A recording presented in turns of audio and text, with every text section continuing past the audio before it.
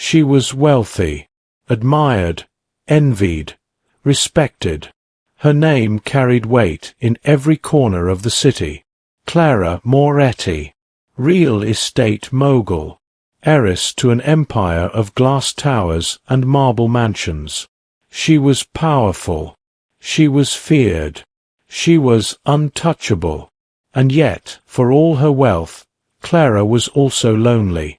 Inside her mansion on Willow Heights, everyone moved like shadows.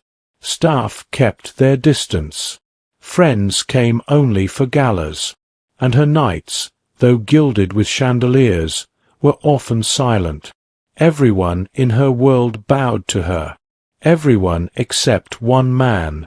Her driver, Daniel. Daniel wasn't disrespectful. No, he was the opposite.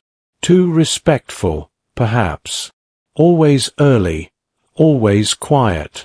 Never looked her in the eye unless she asked. He drove the black sedan through traffic with steady hands, never rushed, never complained.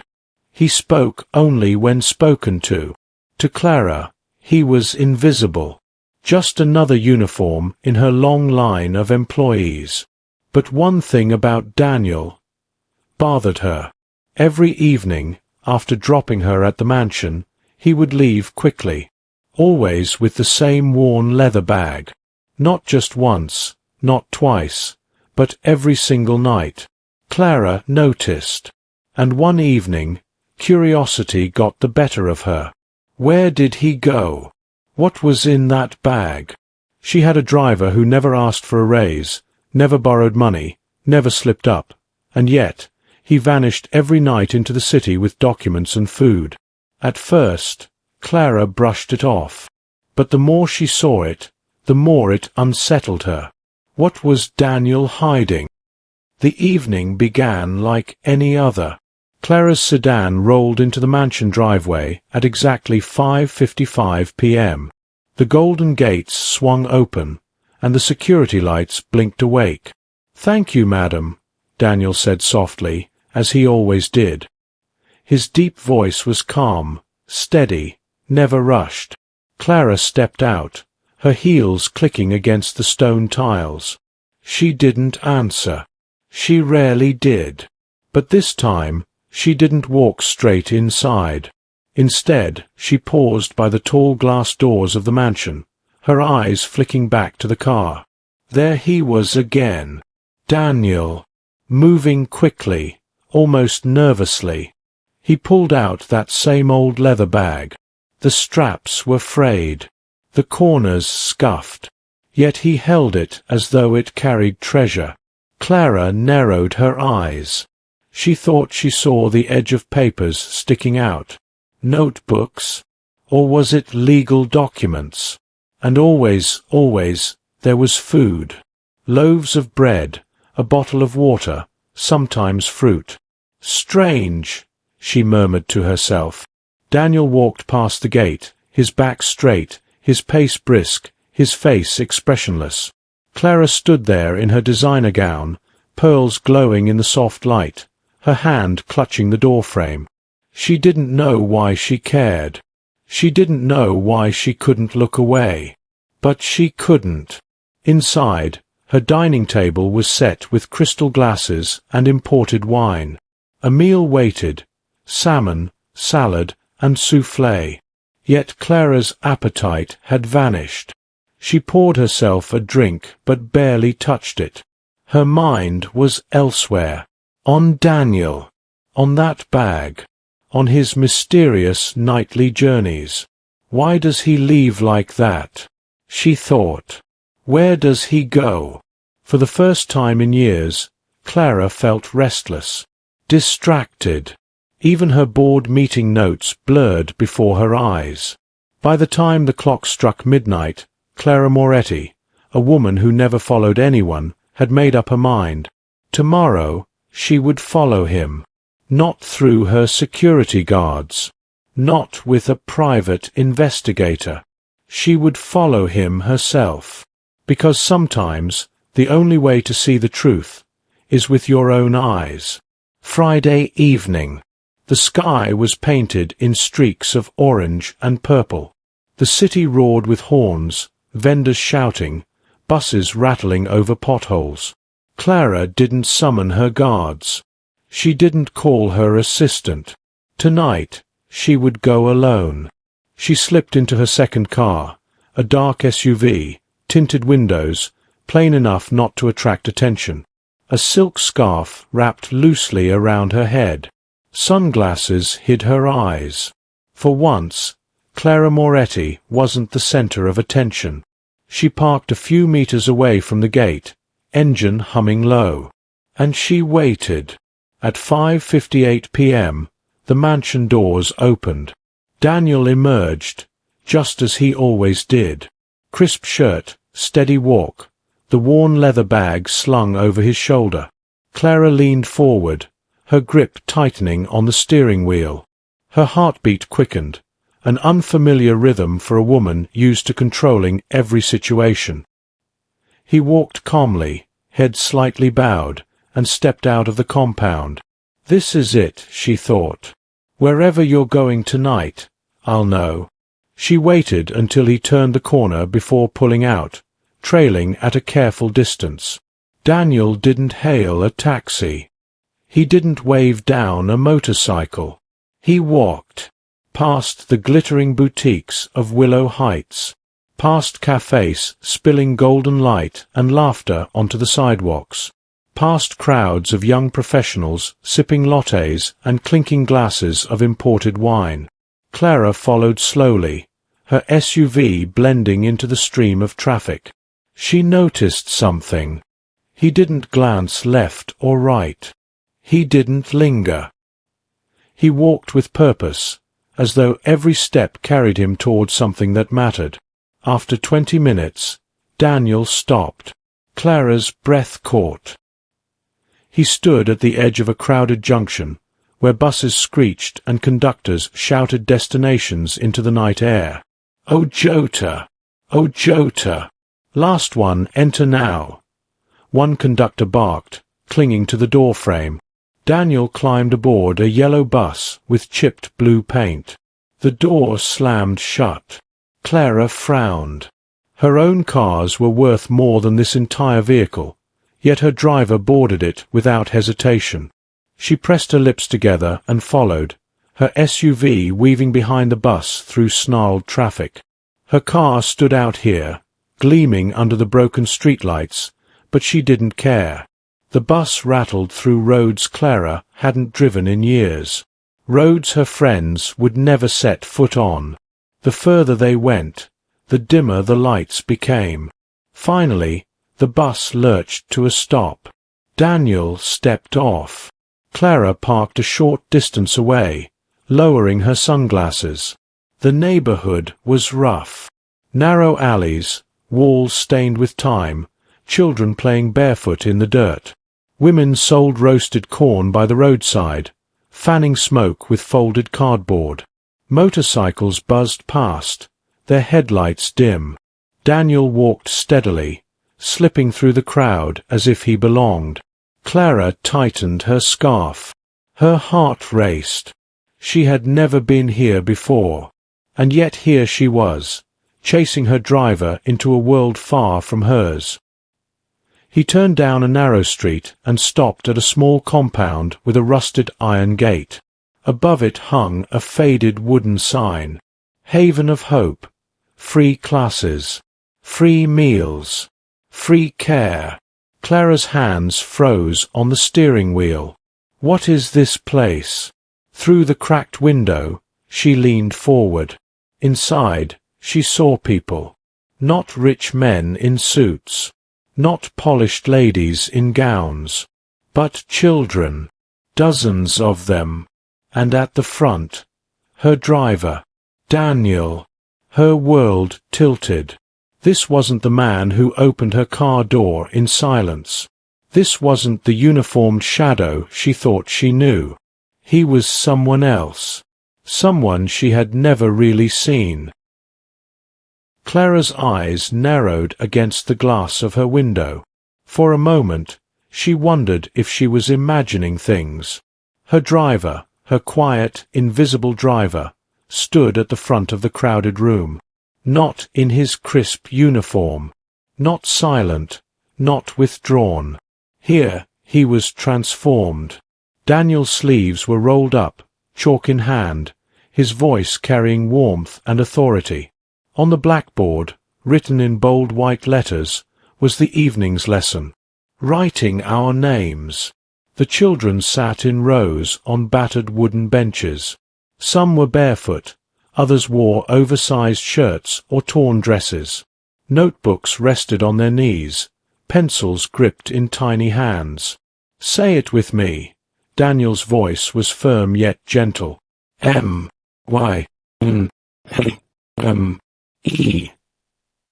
The class repeated after him, their voices uneven but full of determination. Clara leaned closer. Her chest tightened. One little boy frowned at his notebook, tears threatening to fall. His letters sprawled crookedly, uncertain.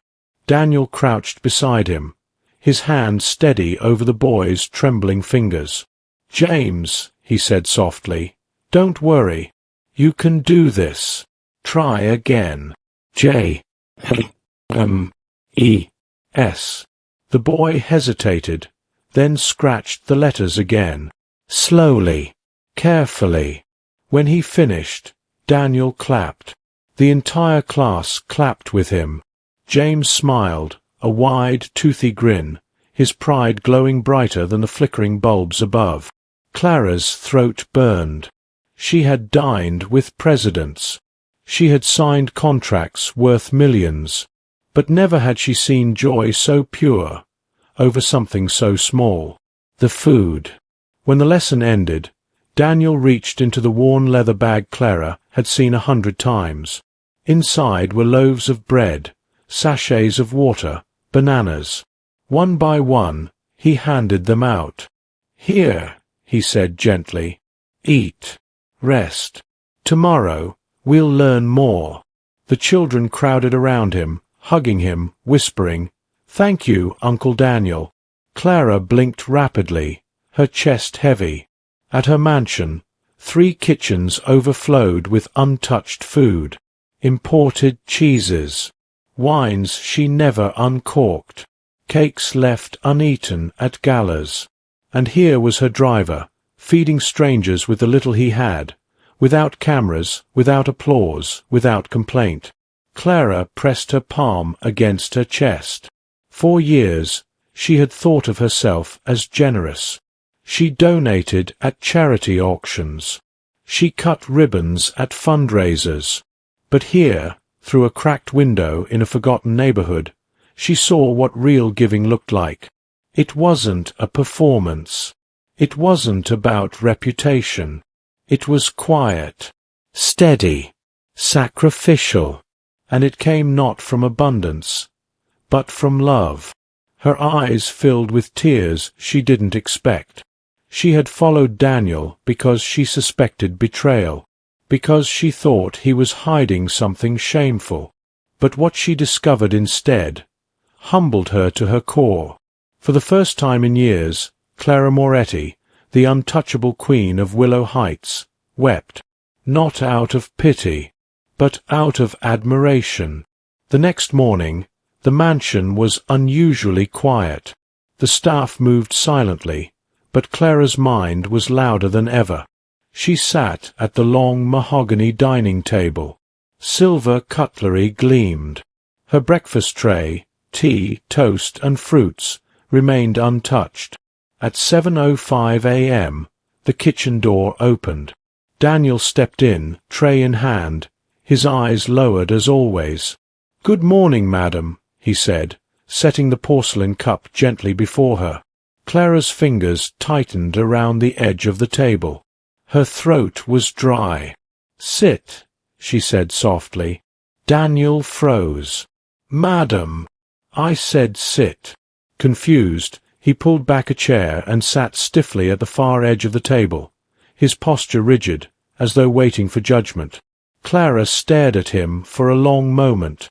Her chest rose and fell. Finally, she spoke. I followed you last night.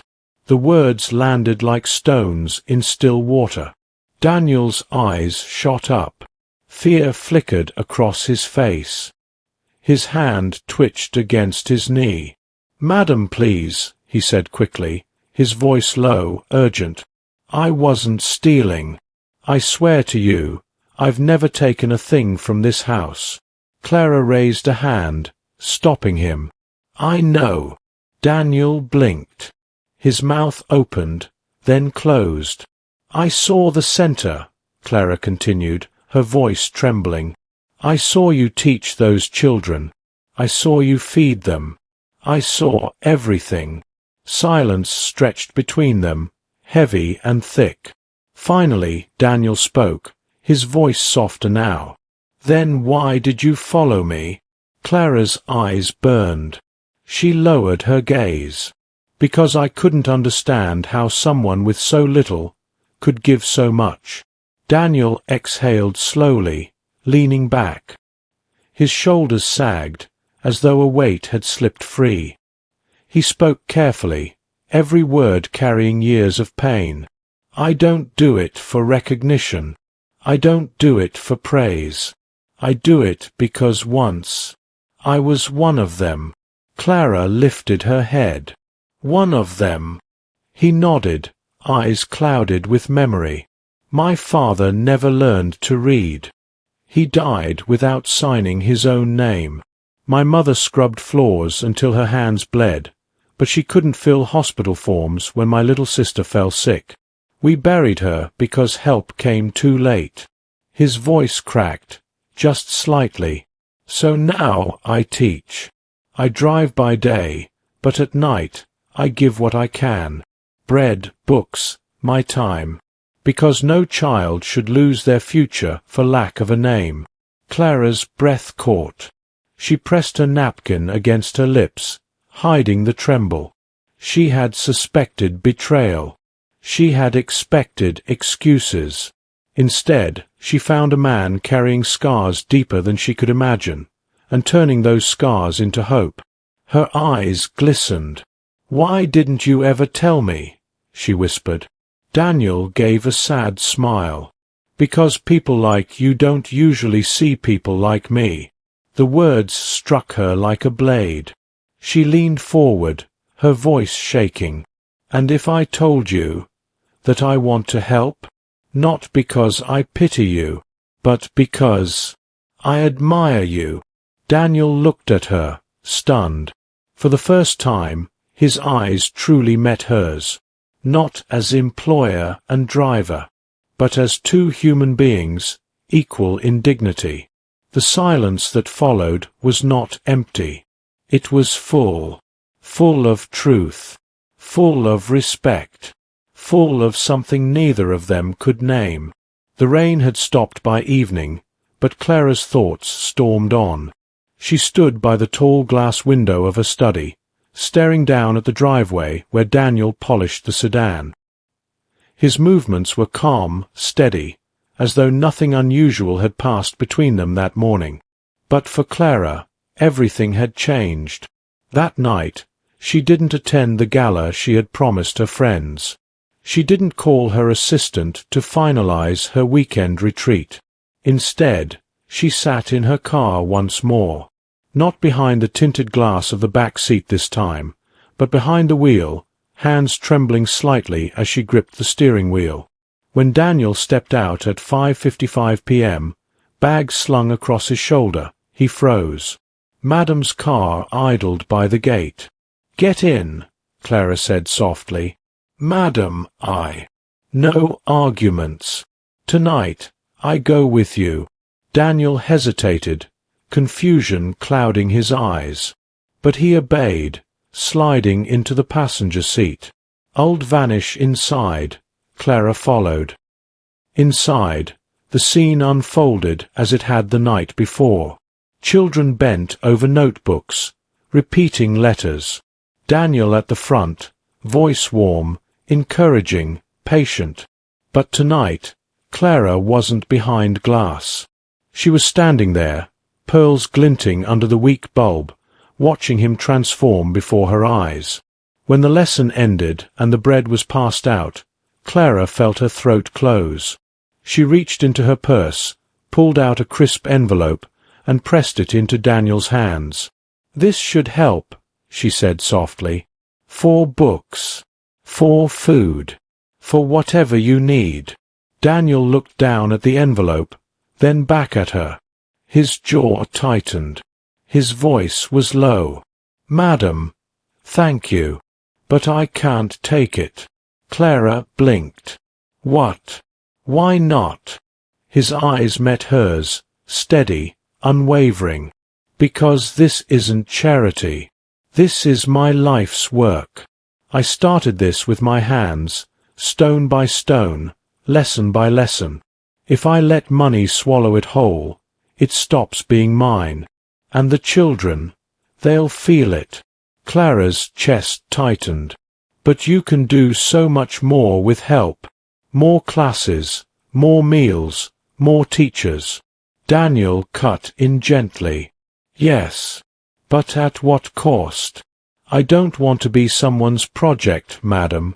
I don't want the children to see me as a servant of wealth. I want them to see me as one of them, a man who fought for them, not a man who was rescued." The words stung. Clara's lips parted, but no sound came.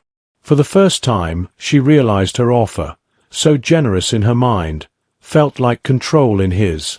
Silence stretched. Children laughed in the background, chasing one another with crumbs of bread. Clara's eyes glistened. "So what do you want?" she asked finally, her voice fragile. Daniel's answer was quiet. "Steady. Time. Trust. Space to grow. If you want to walk beside me, then walk. But don't lead. And don't own what isn't yours." Clara swallowed hard. Her throat burned. In her world, everything was bought. Everything had a price. But here, for the first time, she met something she couldn't buy. Respect. Purpose. Dignity. Her eyes softened. She nodded slowly. "Then I'll wait. And when you're ready, I'll walk beside you. Not ahead." For the first time since she had hired him, Daniel's lips curved into a true smile. Not polite. Not forced. Real. And in that moment, Clara felt something stir inside her, something she hadn't felt in years. Admiration. The following days in the mansion felt different. Clara still held meetings, still signed contracts, still attended charity luncheons. But her mind lingered on a crumbling compound with flickering bulbs, and on the man who taught children how to write their names. She noticed him differently now. Daniel was no longer just a shadow in a uniform. His silences carried weight. His eyes, once invisible, now seemed full of hidden fire. One morning, as she prepared for her board meeting, a soft knock came at the door of her study. "Come in," she said. Daniel entered, shoulders straight, a white envelope clutched in his hands. He looked calm, but his eyes were heavy. "Madam," he said quietly, "I've come to give my notice." Clara blinked. "Notice?" He nodded. 2 weeks from now, I'll leave my position here. I've been offered part-time work at a community school, and I want to dedicate more evenings to the Haven." The words hit Clara like a blow. She straightened in her chair, her fingers tightening on her pen.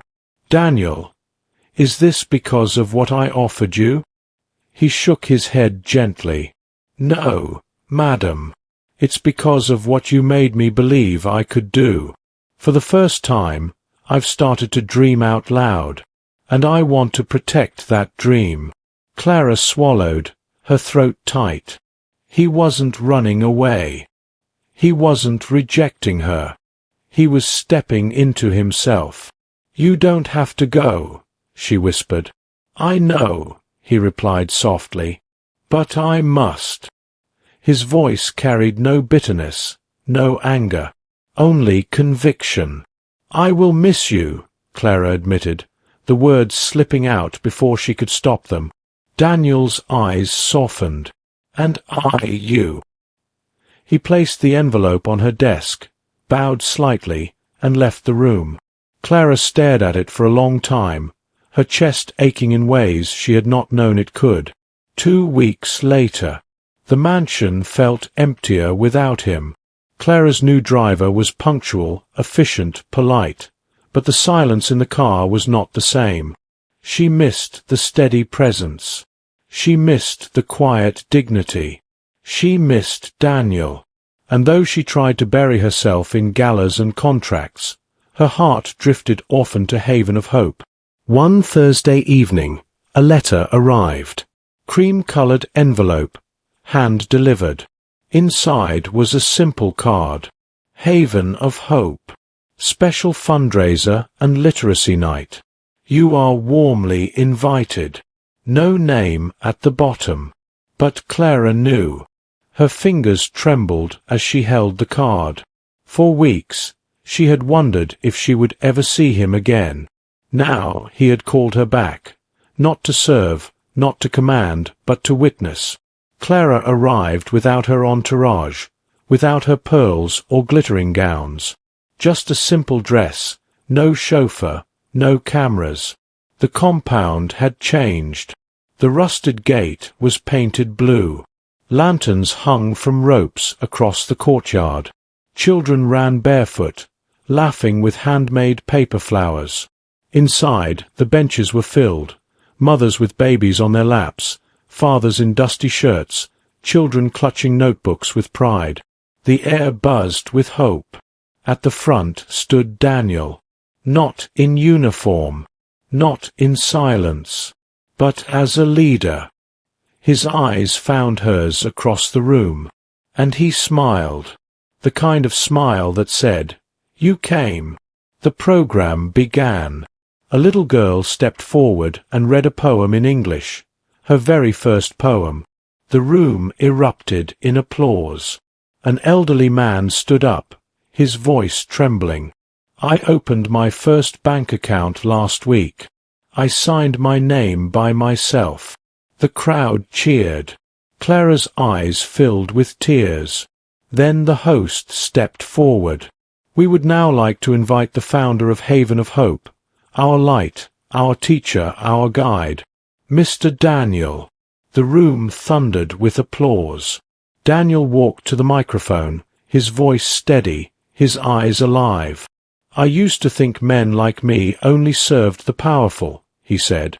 "But tonight, I see that even drivers can lead movements, that even forgotten names matter." His gaze lingered on Clara. "And to the person who saw me when I thought I was invisible, thank you." Clara's hand flew to her lips. Her vision blurred with tears. For the first time in years, she clapped, not as a patron, not as a businesswoman, but as a woman whose heart had been broken open. The reunion. After the program ended, Clara lingered at the back of the room, her breath shaky, her heart full. She watched Daniel laugh with his students, carry benches, gather plates. Finally, he walked toward her.